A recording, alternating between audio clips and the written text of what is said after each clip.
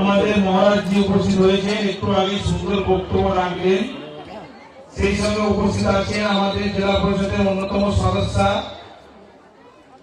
শিক্ষিকা সম্মানীয় অহিন্দ্রা প্রামাণিক মহেশা থেকে শুরু করে উপস্থিত আছেন আমাদের পূর্ত কর্মদক্ষ সম্মানীয় উৎপল গান্ধী মহাশয় থেকে শুরু করে উপস্থিত আছেন আশিস মন্ডল থেকে শুরু করে অরিন্দম আদব থেকে শুরু করে অরিন্দম সিদ্ধার্থ থেকে শুরু করে সাহিত্য দেখতে পাচ্ছি।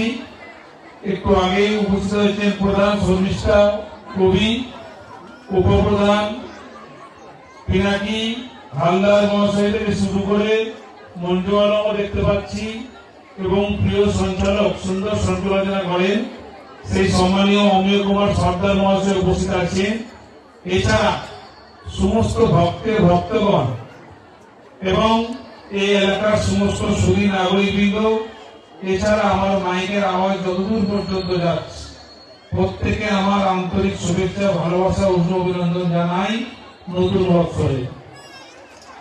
ঠিক একই সঙ্গে একটু আগে আপনারা শুনেছেন যে বিগত দিনে আমি যখন এসেছিলাম বলেছিল যে এই রাস্তাটা একটু স্যাংশন করলে ভালো হয় বা রাস্তা রিপেয়ারিং করলে ভালো হয় বলেছিল।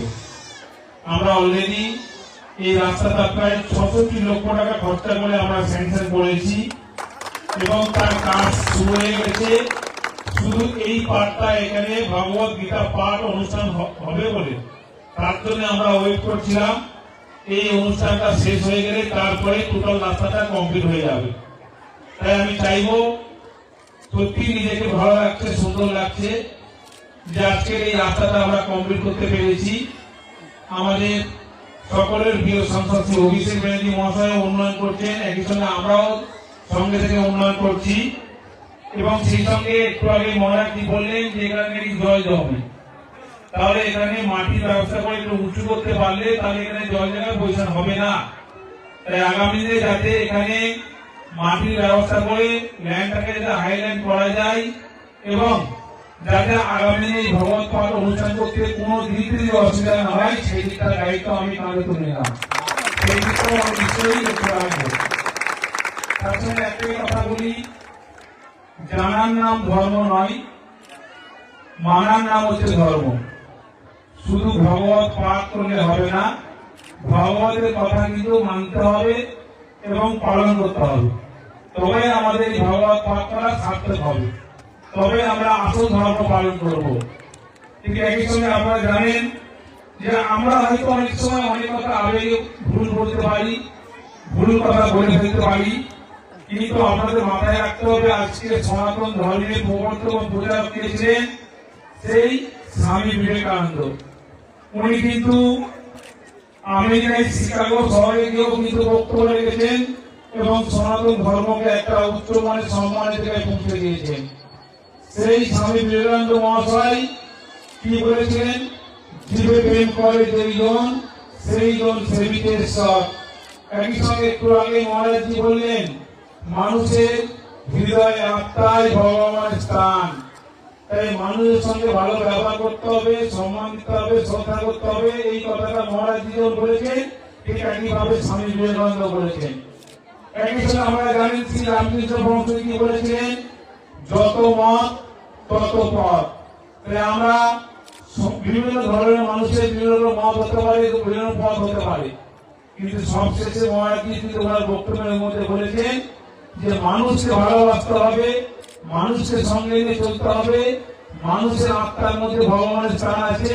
তাই মানুষকে ভালোবাসা মানে ভগবানকে ভালোবাসা। তাই আমাদের প্রত্যেকের উচিত শুধুমাত্র জানার নাম ধর্ম নয়, মানার নাম ধর্ম। তাই আমাদের মানতে হবে, শুধু জানলে হবে না। তাই আজকে উত্তম ভাই এবং তার স্ত্রী হচ্ছে এই বুথের সদস্য, নাম শ্রাবন্তী বাগ, প্রতি বছর থাকে, দায়িত্ব নিয়ে কাজ করে। আমরা চাইবো আগামী ভগবত পাঠ অনুষ্ঠানটা আরো যাতে সুন্দর হয়। আমাকে যতটুকু দায়িত্ব দেবে নিশ্চয়ই আমার ব্যক্তিরা সামর্থ্য নিয়ে নিশ্চয়ই আমি পাশে রাখতে পারলে নিজেকে ধন্য মনে করবো, গর্বিত মনে করবো। কিন্তু আমাকে বলেছিল রাস্তার কথা, রাস্তা বলেছি, মাটির কথা বলেছিল, কিন্তু ওরা আমার সঙ্গে ঠিক মতো যোগাযোগ রাখেনি।